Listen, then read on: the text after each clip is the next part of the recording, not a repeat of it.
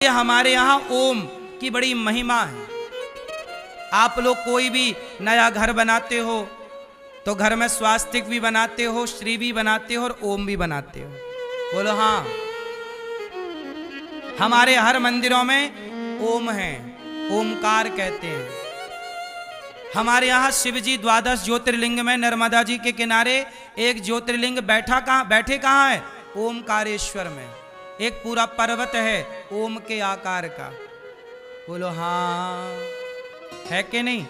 ओमकारेश्वर कहते हैं उन्हें। समझ में आई? तो क्या समझ में आई कि ये ब्रह्मा, ये विष्णु, मतलब हरि हर योर न भेदः, हरि और हर, नारायण और शंकर में कोई भेद, ये प्रणवाक्षर के मध्य व्यवहार 3 का है। सृष्टि उत्पन्न करनी है तो ब्रह्मा, पालन करना है तो विष्णु, संहार करना तो शिव, ये व्यवस्था करनी पड़ेगी। परंतु ये तीनों तत्व आप गाते हो। आप आरती तो सब गाते हो, क्यों समझ नहीं पाते ना चीजों को? समझ में आ रही है बात? ब्रह्मा विष्णु सदा शिव जानत अविवेका, प्रणवाक्षर के मध्य ये तीनों एका। ओम जय शिव ओमकारा।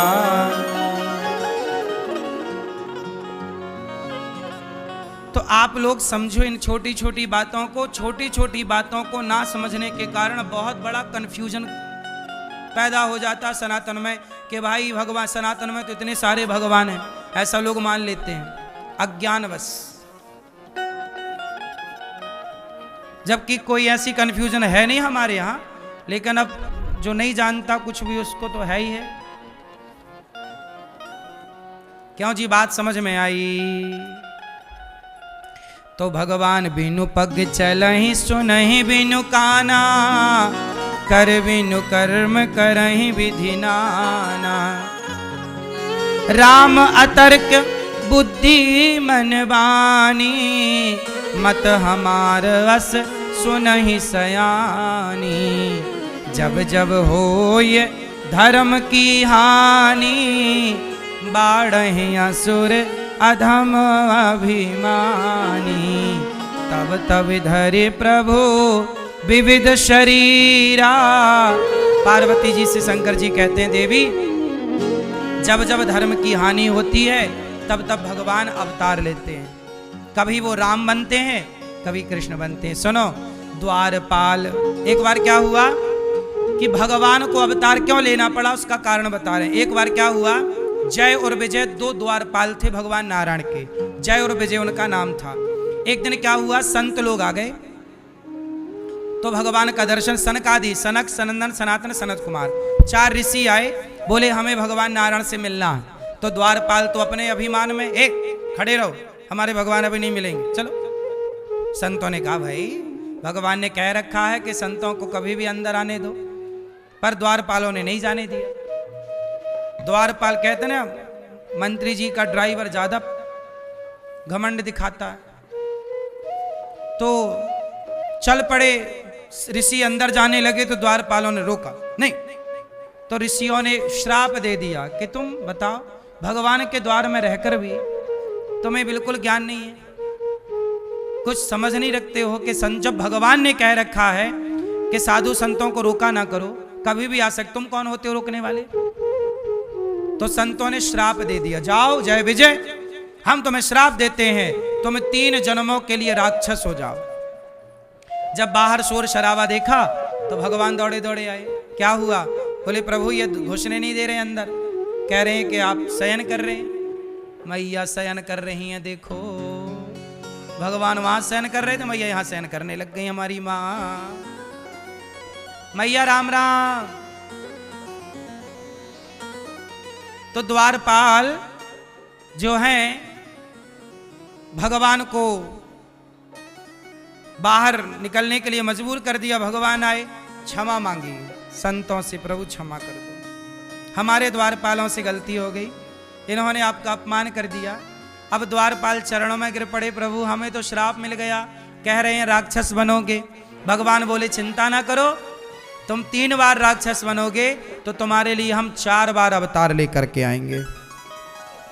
वही राक्षस जय विजय राक्षस बने पहली बार हिरण्याक्ष और हिरण्यकश्यपु। तो भगवान हिरण्यकश्यपु के लिए नरसिंह बने और हिरण्याक्ष के लिए वाराह अवतार लिया, तो 2 अवतार। फिर वही दूसरे जन्म में रावण कुंभकर्ण बने जय विजय। तो रावण कुंभकर्ण बने तो उनको मारने के लिए भगवान राम बने। फिर तीसरी बार द्वापर में वही जय विजय शिशुपाल और दंतवक्र बने। तो भगवान शिशुपाल और दंतवक्र को मारने के लिए कृष्ण अवतार लेकर के आए। तो ये भगवान जय विजय को श्राप मिला था संतों का राक्षस बनने का, उसी के कारण भगवान को अवतार ले लेकर के आना पड़ा।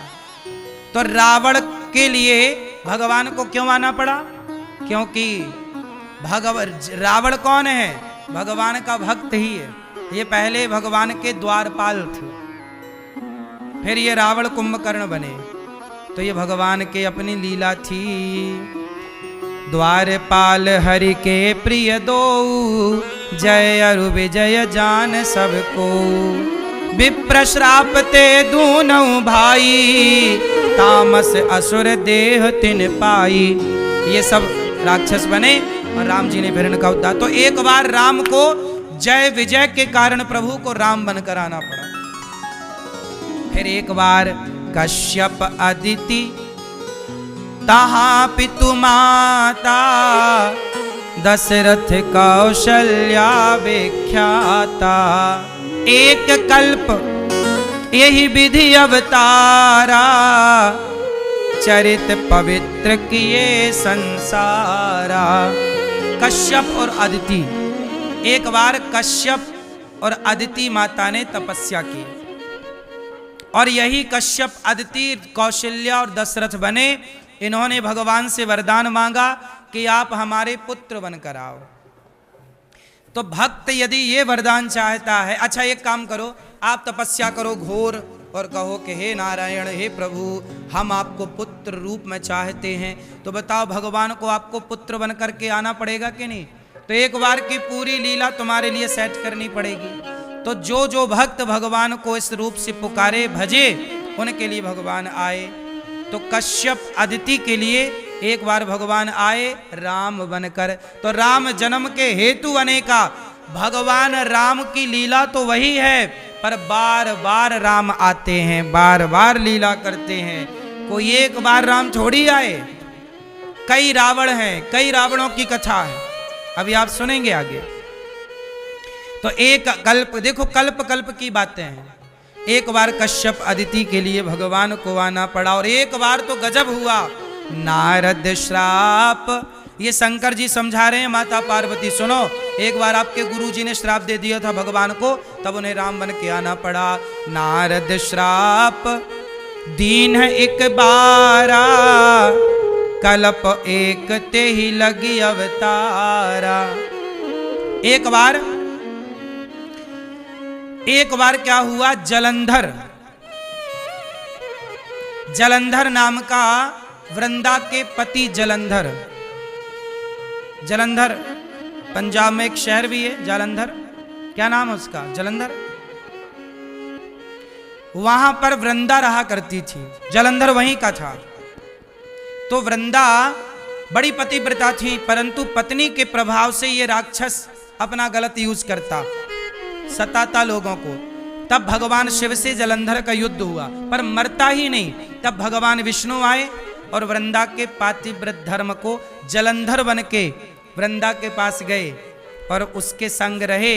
जब वृंदा को पता चला कि ये तो भगवान नारायण विष्णु हैं और ये देखो मेरा पातिव्रत बिगाड़ने आए, तो श्राप दे दिया, जाओ तुम पत्थर के हो जाओ। तब भगवान शालिग्राम बन गए और तुलसी बोली कि अब मैं आपकी पत्नी बनकर सदा रहना चाहती हूं।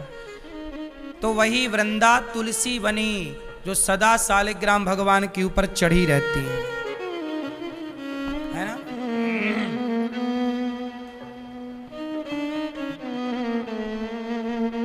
शालिग्राम भगवान के ऊपर कौन चढ़ता? तुलसी महारानी। ये तुलसी कौन है? पिछले जन्म की वृंदा। भगवान को श्राप दे दिया इन्होंने, जाओ पत्थर के हो जाओ। तब से शालिग्राम बन गए। तो शालिग्राम भगवान तुलसी के श्राप से बने। इसलिए सभी सनातनियों के घर में शालिग्राम भगवान तो होने ही चाहिए। शालिग्राम भगवान आपके घर में नहीं है मतलब आपका घर घर नहीं है। आपके घर में तुलसी नहीं है, शालिग्राम जी नहीं है और गौ माता नहीं है तो आपका घर शमशान है। वह घर घर नहीं है, हैं? गौ माता नहीं है, चलो होनी चाहिए, तुलसी तो होनी चाहिए। या तो तुलसी हो या तो शालिग्राम, तीनों हो तो बढ़िया है, पर तीन नहीं है तो कम से कम तुलसी और शालिग्राम जी तो हो। आजकल लोगों ने मंदिर में प्लास्टिक के भगवान जी रखने का युग प्रचलन चल रहा। फाइबर के भगवान, गोपाल जी फाइबर के, मैया है वो फाइबर के ठाकुर। अरे भगवान क्या हो गया तुम्हारी अक्कल को? जो मंदिर में पूजा की जाती है तो धातु के ठाकुर गोपाल जी होने चाहिए। धातु के होने चाहिए, अष्ट धातु हो या पीतल हो, सोना हो या चांदी हो। प्लास्टिक के भगवान मंदिर में नहीं। प्लास्टिक की कोई आकृति सुंदर है, आप तस्वीर है रख दो, दर्शन कर दो कहीं, मंदिर में नहीं। अब प्लास्टिक के भगवान है तो प्लास्टिक धो धो के पियोगे? गोपाल जी होने चाहिए। जो परंपरा है ना उन्हें ना बिगाड़ो। आज प्लास्टिक का युग है तो उन्हें भगवान भी प्लास्टिक के बना दिए। थोड़ा तो अक्ल हो, पर क्या करें। शालिग्राम जी होने चाहिए सबके घर, और शालिग्राम जी गंदगी से ही निकलते हैं। शालिग्राम जी जानते हो, शालिग्राम जी की पूजा पुरुषों को करनी चाहिए, गोपाल जी की पूजा स्त्रियों को करनी चाहिए। आप स्त्रियां सबकी पूजा कर सकती हैं, पर शालिग्राम जी की पूजा पुरुष करे। क्यों? क्योंकि तुलसी वृंदा माता ने कहा कि प्रभु आज से आप किसी स्त्री की पूजा स्वीकार मत करिए। तुलसी ने यह वरदान मांग लिया कि हे प्रभु आप किसी स्त्री की पूजा को स्वीकार ना करिए। इसलिए शालिग्राम भगवान, अब कोई स्त्री पूजा करे शालिग्राम जी की तो वो पाप नहीं है, पर भगवान उस पूजा को स्वीकार नहीं करते। इसमें भी तुलसी जी ने, वृंदा ने वरदान मांग रखा है, क्योंकि तुलसी जी को लगता है कि आज ये हमारे पति हैं, कोई स्त्री इन्हें छुए और कहीं ये उनसे उनकी तरफ ना चले जाएं। तो जैसे आप लोग अपने पति को बचा के रखती हो पराई औरतों से, क्योंकि पड़ोसन बिल्कुल आंखें फाड़े बैठी है तुम्हारे पति को देखने के लिए, नहीं, ऐसे ही जैसे आप अपने पति को पराई स्त्री से बचा के रखती हो, ऐसे तुलसी माता भी अपने पति शालिग्राम जी को पराई स्त्री से बचा के रखना चाहती, इसलिए किसी स्त्री की पूजा स्वीकार नहीं है। इसलिए शालिग्राम जी की पूजा स्त्रियां नहीं करती, पर शालिग्राम जी होने सबके घर में चाहिए। पति करे, बेटा करे। अब प्रश्न खड़ा है कि किसी के बेटा भी ना हो, पति भी ना हो, और शालिग्राम जी तो फिर स्त्री ही ना करेगी।